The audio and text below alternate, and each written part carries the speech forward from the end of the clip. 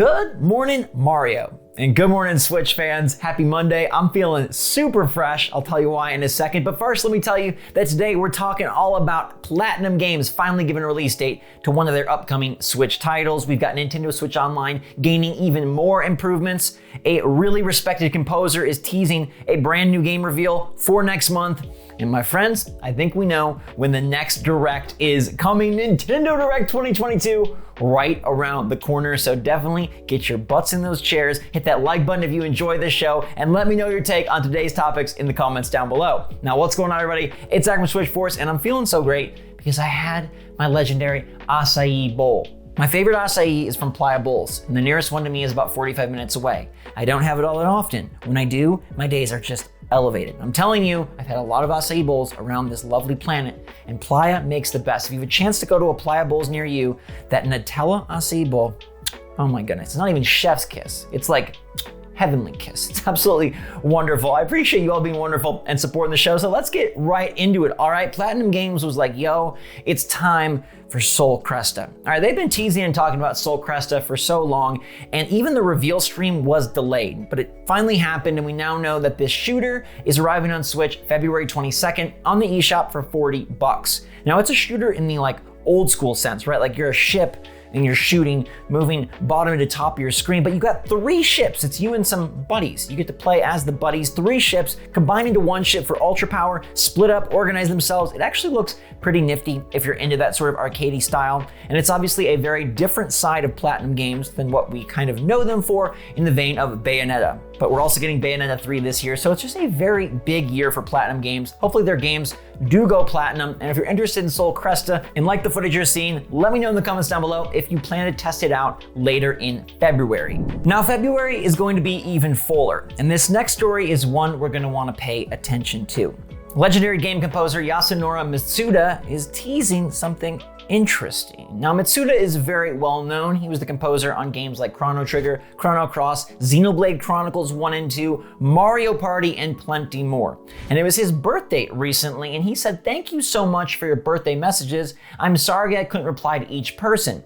This thank you will be returned to you in the work. At the earliest, if you are lucky, we will announce the first one next month, so please look forward to it." Speaking about February and a new announcement. Now, there are 2 things that I think this could be very seriously tied to.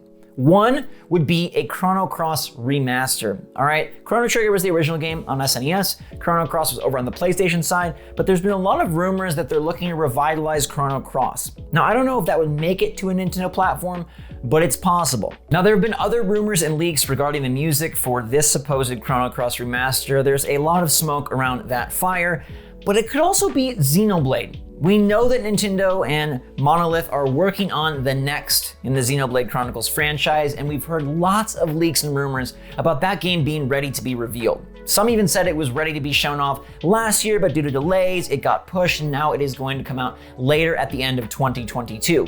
And with a Nintendo Direct around the corner and more information on that soon, it seems like that's a possibility as well. Mr. Mitsuda could be working on Chrono Cross. He could be working on Xenoblade Chronicles. Either way, I hope the game comes to Switch. I hope we get to play it. I hope it's awesome. And I hope the music is music to our ears. But the sound that tickles my fancy every time I hear it is Nintendo Switch Online doing something right. I mean, that is just serendipitous. And Nintendo has been doing so much right. They popped out Paper Mario, Banjo-Kazooie, Majora's Mask is coming, and over the weekend we reported on how Nintendo has improved the emulator for some N64 titles, specifically looking at Ocarina of Time and that ugly water that is now improved. Well, they've made other improvements as well on top of that, now reducing the input latency by approximately 20 milliseconds. This was tested out by Reddit users, and they have seen that the games on N64 are more responsive now and much more playable in that sense. A specific example states that Mario 64 on the N64 emulator was seeing 40 milliseconds of more input latency than Mario 64 on the Super Mario 3D All-Stars collection, both playing on Switch, one just way more laggy. And that's kind of ridiculous, and apparently this fix, this upgrade, has cut that down to 20 milliseconds, which really should be like 0. But hey, better latency is always welcome, and they are clearly stepping forward on this emulator, improving the performance and play of these N64 games, adding more, and I just like the direction Switch Online's going. I'm just gonna say it, I like where they're headed, I'm really hopeful, and I'm telling you, if they can drop one big announcement for this at the coming Direct, we are gonna be, I think, looking towards the clear. Like, we're gonna be feeling good about Switch Online. And that hasn't happened for a while. Like, since they made the announcement of the expansion pack, it has been doom and gloom. And I think we're on the upswing, which is really great. Let me know in the comments down below if you're happy with the direction Switch Online's going, if you're hopeful that they're listening, they clearly are paying attention, they're making fixes that we need them to make, and I think they're making this service something that soon could be recommendable. This is exciting. We're all waiting for the first Direct of the year. They're like the biggest fun days for Nintendo fans and for us here on the show. And it seems like we've got clear indication of when the next Direct is coming, thanks to a little tease from a Japanese Nintendo magazine called Nintendo Dream.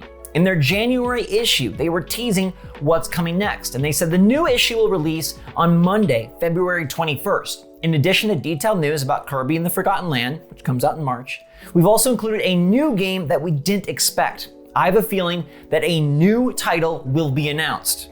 February 21st, a new title. Now, a lot of people are interpreting this as another Kirby game because they're tying it to Kirby and the Forgotten Land and have a picture of Kirby and his buddies on this page. But let me come to tell you that these are not connected.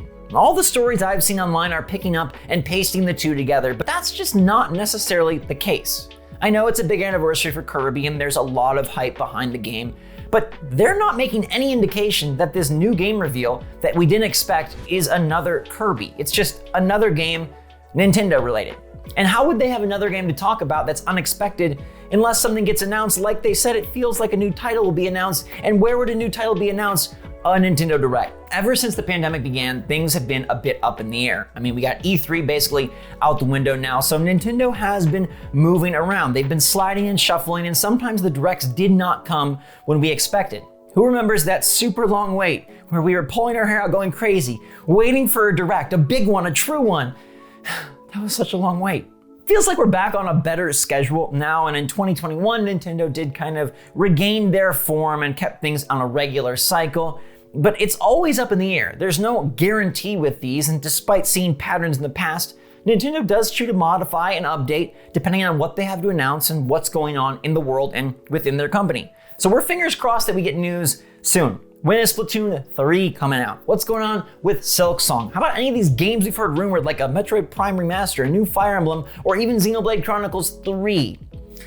Now though, with this new information, with this subtle hint about February 21st, it must be before then. If this issue of Nintendo Dream is to be available on February 21st, you better believe that that game is gonna be announced prior to that. So basically, February 21st is like the latest the Direct could be, and any day before is fair game. So our wait is not too long. And if you look to the past, this adds up, because the last 3 early year Directs unveiling the lineup for more of that calendar year took place on February 17th, 2021, February 20th, 2020, and February 13th, 2019. All within the first 3 weeks of February, and all falling before February 21st, Nintendo Dream new issue with an unexpected title and a new announcement. Now, we've heard some things that the Direct could be coming even quicker. I've seen some people suggest maybe even towards the end of January, but I'm gonna peg this the beginning of February, maybe the second week, and here's why. Pokemon Legends Arceus is out later this week. That will be January 28th. No chance that Nintendo clouds that marketing mass with new things, and they'll want to give Pokemon a chance to sell through millions of units, which based on the early impressions, it sounds like it is going to do just great. So they give it a week to work, and then from there, we can expect a Direct. So that takes us to about February 7th, and I feel from there, a Direct could pop at any moment. Between February 7th and February 20th is what we're looking at. A nice 2-week window where the first Direct shall commence. After Pokemon gains enough marketing momentum to carry forth on its own, and before we get too deep into Q1. And this should be a very fulfilling Direct, because we've had so much percolating in the rumor sphere and the leak sphere And it's about time that we see those things become reality. And it's about time we get a clearer picture on this amazing year of Switch, which we constantly hear is going to be phenomenal. And we know it's starting off super strong with Pokemon Legends Arceus, Triangle Strategy, and Kirby and the Forgotten Land. It's time to fill in more pieces of this 2022 puzzle. And you know that's exactly what this early year direct can and will do. Now we'll talk about our specific predictions a little bit later on, closer towards the date, but I do think there's a chance that Switch Online gets a significant upgrade, and I do think there's a chance that we get something interesting in terms of special edition controllers or hardware tied to an upcoming game. Plus, the release date of Splatoon 3 is something I feel very confident we'll get, especially since everyone seems to think that it is happening the first half of this year, and I agree. I think Splatoon 3 is probably a May, maybe a June game. Now, in terms of this unexpected title that Nintendo Dream is referencing that started this entire conversation, I'm gonna bet that they're talking about a new Fire Emblem. Because I think that would be unexpected to get a brand new Fire Emblem in the Three Houses style.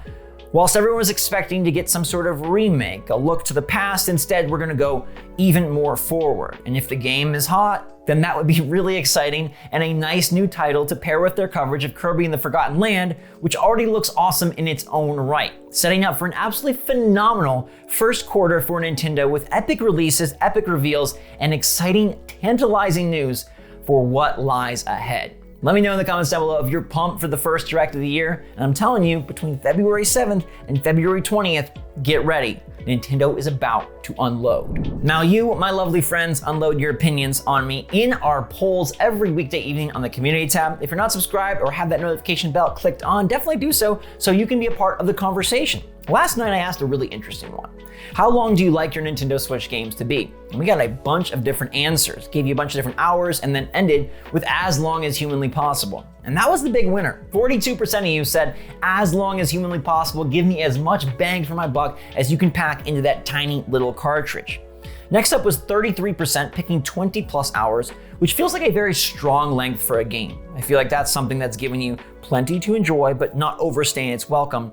Next up was a tie. 11% picked 50 plus hours, which is a big game, and then 8 to 10 hours is where I fell. Now that might sound like crazy talk to you, but I just find that I'm much more likely to complete a game if it's a bit shorter. I don't know, maybe it's where I'm at in my life, what I got going on in my work life, but that is what I love. A game that I can get in, see what there is to see, enjoy the awesomeness, and feel like I can accomplish it and complete it and move on. But also I have to explore a ton of different things based on what I do and sharing it all with you, so I know I'm in the minority. But there was an even smaller percentage, which was 3%, picking 4 to 6 hours. And I gotta say, man, you must either have a kid or be super hard work and you're so focused you ain't got any time for gaming, and so you just want your games to be lickety-split real quick.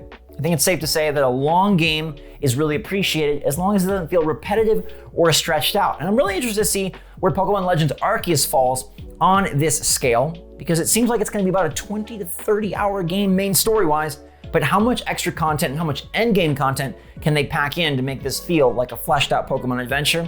I will keep you posted as soon as I play. In the meantime though, thank you everybody so much for watching. Hope you enjoyed the show. A new week, a new chance to be awesome, have fun, and spread goodness around this planet. Thank you for being a part of my positivity and a part of this show. I appreciate you believing in me and what we stand for here. So make sure you're staying safe, staying healthy, staying happy, staying positive out there. And until next time, my wonderful friends, I love you a lot, appreciate you even more. SwitchForce out.